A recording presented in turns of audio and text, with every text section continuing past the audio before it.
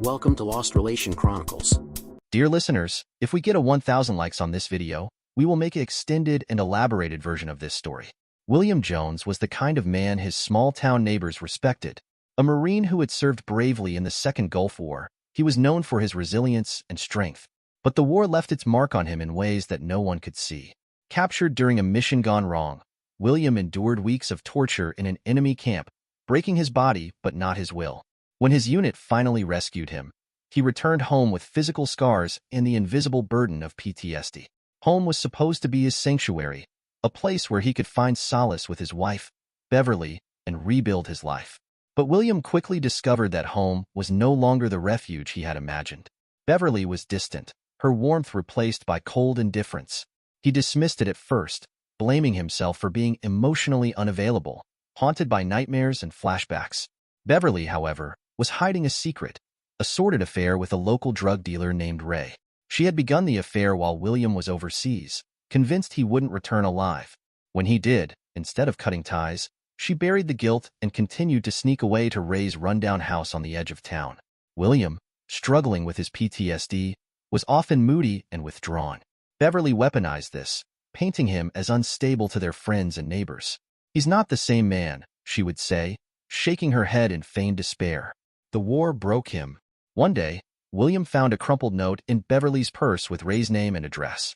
His mind raced, his stomach churning. Confronting her, Beverly turned the tables, accusing him of paranoia. "You're seeing things that aren't there," she screamed. "You need help, William. You're a psycho." Her words cut deeply, filling him with doubt. He began to question his own sanity, wondering if the horrors of war had clouded his judgment. But deep down, he knew the truth. One night, the truth revealed itself in the cruelest way. While Beverly thought William was asleep, she slipped out of the house. William, unable to rest, decided to follow her.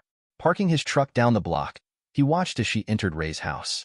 The sight was a dagger to his heart. The next morning, Beverly confronted him. "I know you followed me last night," she said, her voice icy. "You're a danger to me, William. You're unstable, and everyone knows it." She threatened to call the police if he ever tried to confront her about Ray again. Her manipulation was complete. She turned the narrative into one where she was the victim of a deranged veteran. The betrayal and manipulation pushed William to the edge. His already fragile mind snapped under the weight of it all.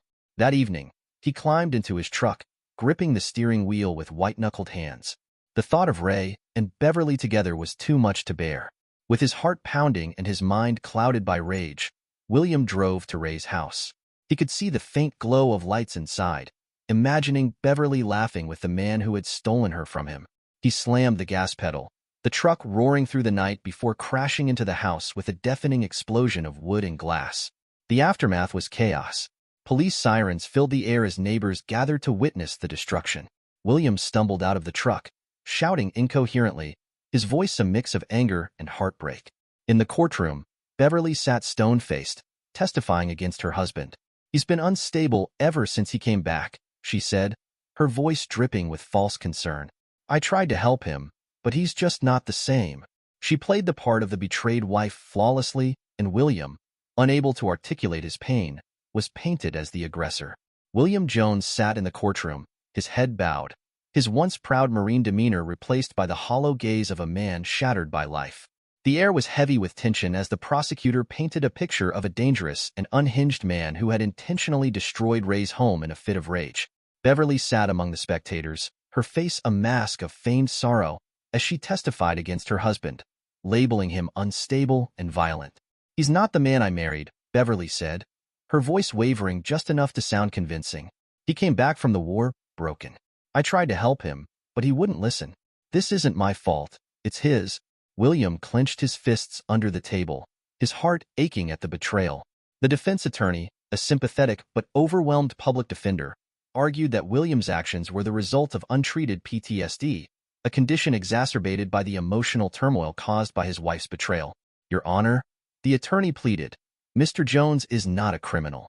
He is a veteran who served this country with honor, only to return home to a system that failed him. His actions, while severe, were not born of malice but of deep psychological pain.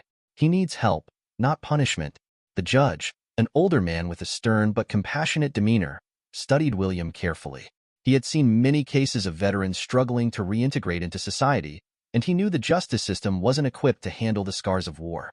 "Mr. Jones," the judge began, his voice firm yet measured, "what you did was reckless and endangered lives. There is no excuse for taking the law into your own hands. However, I cannot ignore the circumstances that led to this incident.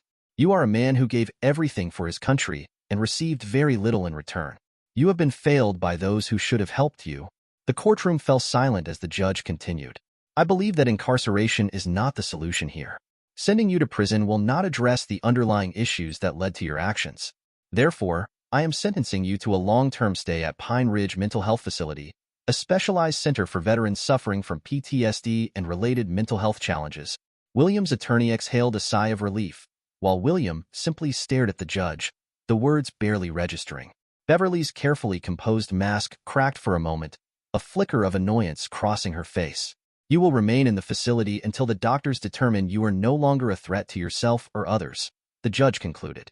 "This is not a punishment, Mr. Jones. It is an opportunity for healing. Use it wisely." As the gavel fell, William felt a mix of emotions, rage and disappointment. He was disappointed how his marriage collapsed due to his wife's betrayal. "The day they transferred me to Pine Ridge Mental Health Facility, I didn't know what to feel. Relief? Maybe." The judge's words had cut through the haze of my anger and confusion. "This is not a punishment. It is an opportunity." Opportunity for what? I had no idea. All I knew was that I wasn't being thrown in a cage. At least, not a literal one. The facility was quiet, nestled deep in the woods, far from the suffocating judgment of my small town. The other patients were men and women like me. Haunted eyes, wary movements, their bodies stiff from carrying unseen burdens. They assigned me a room, a small but clean space with a single bed and a window overlooking the forest. For the first week, I barely spoke. Therapists tried to draw me out, but their well-meaning words bounced off the thick walls I had built around myself. It wasn't until I met Major Henry that things started to shift. I was sitting alone in the common room, staring at the muted TV, not really watching. He walked in like he owned the place, broad shoulders, a sharp jawline hidden beneath a salt and pepper beard, and the kind of confidence that only came from surviving too much. "You Jones?" he asked, his voice gravelly, like he'd smoked one too many cigars in his day. I nodded, wary. "I'm Major Henry. Heard about you. Marine, right?" "Yes, sir." It was instinct, drilled into me from years of service. "Don't sir me. We're not in the Corps anymore." He sat down across from me, leaning forward, his piercing gaze locking onto mine. "But I'm gonna tell you something, Jones. You're still on a mission. You just don't know it yet." That caught my attention. "What mission?" I asked, my voice hoarse from days of silence. He smirked, like he knew something I didn't. "The mission to get your damn self back. You've been through hell and back, but you're not done yet. Your last mission in Iraq? It failed. You got captured, tortured, and it broke something in you. And your most recent mission, revenge on your wife? That failed too." The words stung, but they were true. I lowered my gaze, shame burning in my chest. "Here's the thing about failure, Jones," he continued. "It eats at you, makes you think you're less of a man. But you know what separates the men who make it from the ones who don't? They finish the mission, no matter how long it takes." I stared at him, unsure of where he was going. "What are you saying?" "I'm saying you've got unfinished business. You can't let her win. That woman betrayed you, used your pain against you, and left you to rot. She thought she broke you." He leaned closer, his voice dropping to a whisper. "But she didn't. And now it's time for you to show her who the hell William Jones really is." His words lit a spark in me, one I hadn't felt in a long time. "What are you suggesting?" "I'm not telling you to go full Rambo on her," he said with a chuckle, "but you can do a lot more." Then he walked away smiling. Pine Ridge was supposed to heal me, but it became the staging ground for something else entirely. Something I didn't know I needed until Major Henry sat across from me in the common room that day and gave me my marching orders. "You want closure, Jones?" "Real closure," he said, his gravelly voice dropping to a conspiratorial tone. "You don't get that by letting the system fix things. You take it. And lucky for you, I know how." I frowned, unsure if I was hearing him right. "What are you talking about?" "That piece of garbage, Ray. He's a drug dealer, right? Scum like him, they don't just hurt you. They hurt everyone. I've seen it before. And I know how to take him down." I stared at him, a mix of confusion and curiosity swirling in my mind. "How do you know all this?" Henry grinned. leaning back in his chair. I've got my ways, Jones. And I've got a team. Marines, vets like us, who've got nothing but time and a hell of a lot of skills. You want revenge? Real revenge? We take out his operation. We destroy his empire. And we leave him for the cops to clean up. I should have said no. I should have reported him, walked away, anything but what I did. But his words ignited something in me, something primal. I nodded. I'm in, I said. The next few weeks were like being back in the field.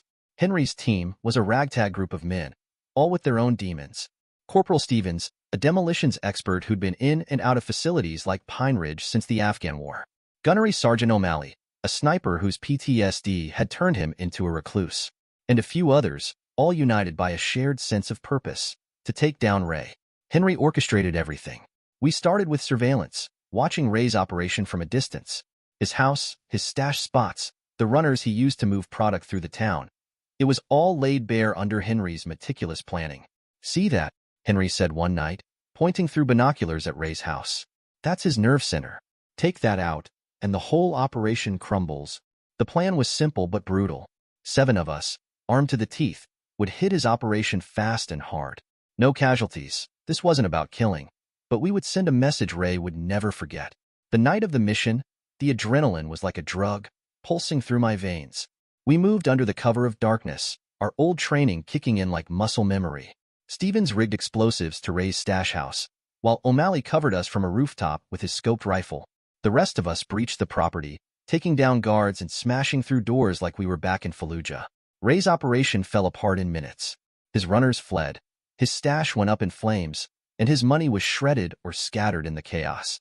When we found Ray, he was cowering in his basement, clutching a pistol with trembling hands. Please, man, I'll give you anything, he begged, sweat dripping down his face. I stepped forward, my gaze cold and steady. You already took everything, Ray. Now it's your turn. With Henry's help, we strung him up by his ankles in the middle of the street. A message to anyone who thought they could prey on people like me. By the time the cops arrived, Ray's operation was ashes, and he was left hanging, screaming his innocence. The aftermath was quiet. Henry and the others melted away, their roles in the mission a secret we all vowed to keep. The police pinned everything on Ray, connecting him to countless crimes in the area. I watched the news from Pine Ridge, a strange sense of satisfaction washing over me as I saw his mugshot plastered on the screen. A few months later, I was released. The staff at Pine Ridge deemed me rehabilitated, but I knew the real reason I could move on. My last mission was complete. The first thing I did as a free man was file for divorce from Beverly. She didn't even contest it. I think she knew the fight was gone from her, especially after Ray's downfall. But it was a lot later that I came to know that a few women Marines had paid her a visit. They had a secret meeting and Beverly agreed to divorce me and did not ask for any alimony or anything else.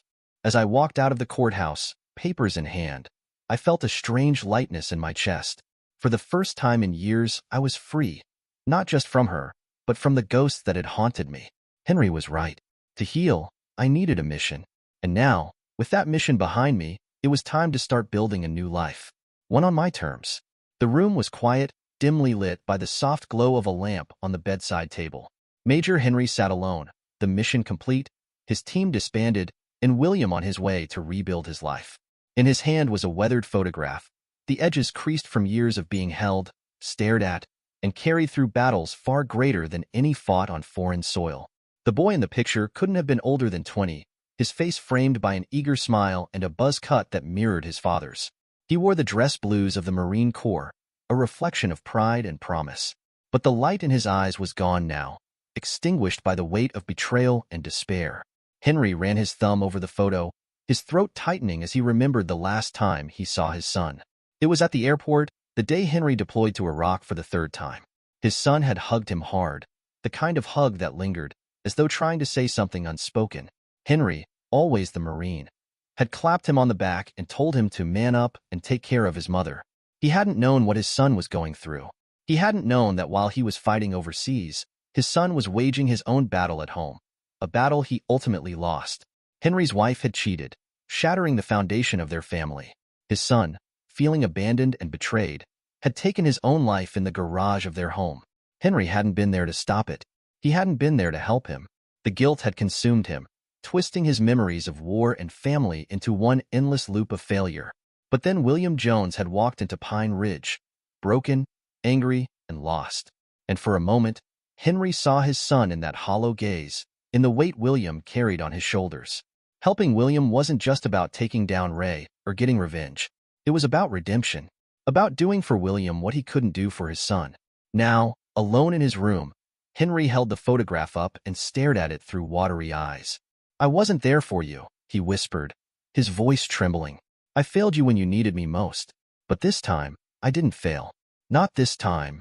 He set the photo down on the table and saluted, his posture straight, his expression resolute. "Mission accomplished, son," he said softly, his voice steady now. For the first time in years, Henry felt a flicker of peace. He'd never be able to bring his son back, but in helping William, he'd found a way to honor his memory, a way to say goodbye. Dear listeners, please share your thoughts in the comments section below and don't forget to like, share, and subscribe.